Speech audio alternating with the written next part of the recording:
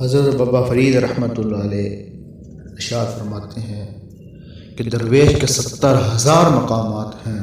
جب تک وہ ان میں سے نہ گزرے، ہر مقام سے بہرا و وفر حاصل نہ کرے، اسے درویش نہیں کہا جا سکتا،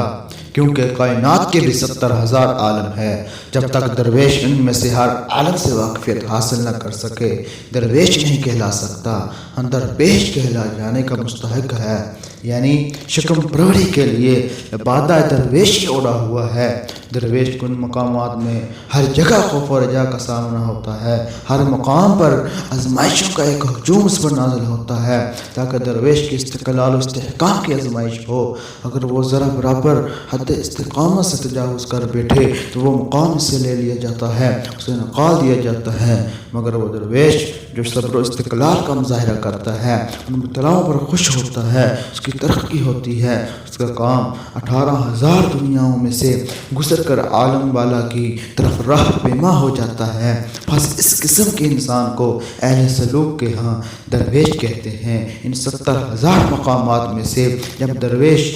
مقام اولین سے گزرتا ہے، اپنے آپ کو عرش عظیم کے گرد